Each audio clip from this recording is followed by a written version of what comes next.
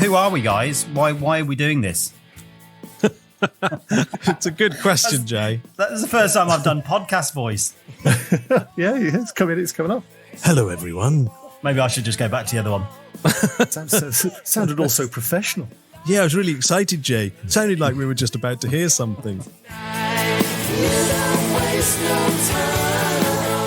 Well, let's start with who came up with the idea. Why are we doing Queen songs this year? Why are we covering them this year?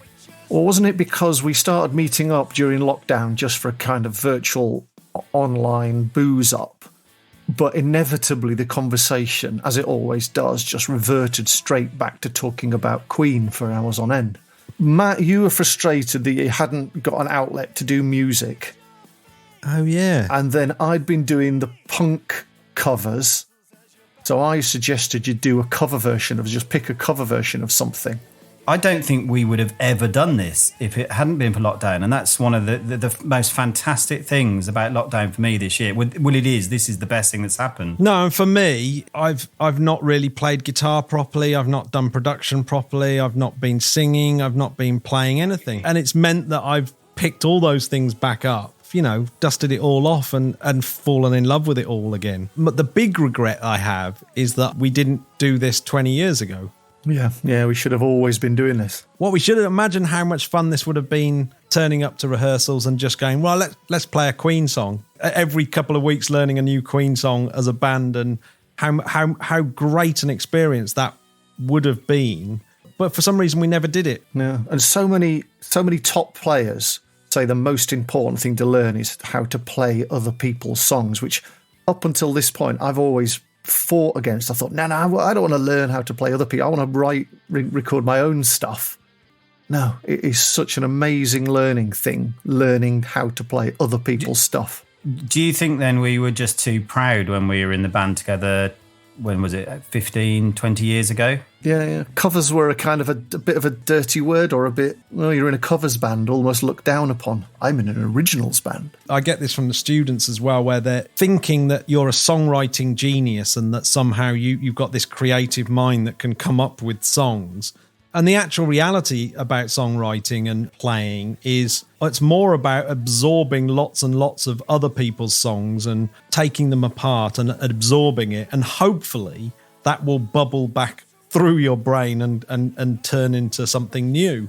But you can't skip that stage. The laziness of youth trying to skip the stage of learning the repertoire almost. Like the Beatles had done 2,000 shows before they wrote their first album.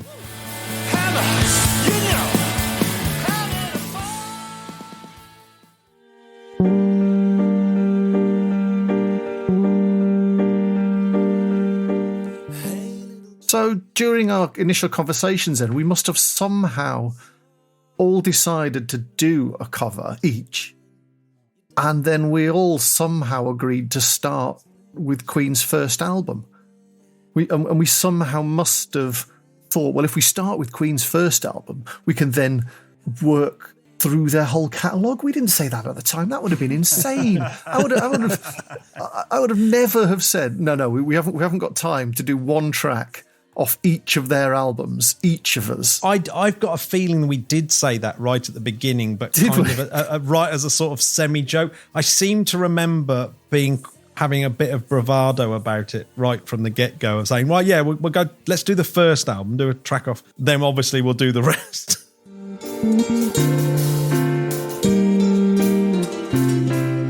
Whose idea was it to do a podcast? Now, that was Matt's, I think, because Matt is podcast king. Yeah. It was because I was thinking we really need the world to hear them. It seems such a pity, doesn't it, that they were getting really good. I think actually it was your Cool Cat that made me think, no, this really needs to get out there, because Cool Cat was such a revelation, wasn't it, that one, when it was like, oh wow, absolutely. We can cover a Queen song, but not do an authentic cover, but do an interpretation of a song that you've never been really that fond of, and it turns out to be a really great song. And that actually led to a better appreciation of the song. So I think this really does need to be shared almost. Seems a pity not to. And how else do you do it, really? And also, when we were rehearsing, I mean, we used to rehearse down at the depot, was it, Matt? Yep. Yeah. I do remember that we would do an hour, have a break, and we would chat about Queen, then maybe do another hour, or maybe even actually halfway through the set, stop, have a chat about Queen. All we've ever done is talk about Queen. Yeah, we just needed to wait for the internet to be invented and podcasts to become popular before we did it was like, little did we know that what we were doing was training ourselves up. Getting under the bonnet where you see how it works, it's like, it's not incredible, but it's also amazing as well at the same time. Yeah. It's really odd. There's a kind of double edge to it, isn't there? Yeah, it just takes the appreciation to a different place, doesn't it? You know you like the song. Why do you like it? Deconstruct it and put it back together again. And it's like, oh, right, yeah, this is really class stuff that they did. And yeah, this has been what an amazing thing to kind of hook up back with your old mates and do what we always used to do and talk about Queen.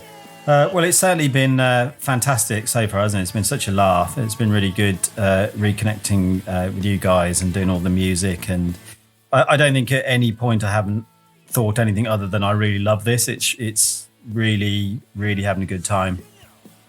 Yeah, so don't stop me now.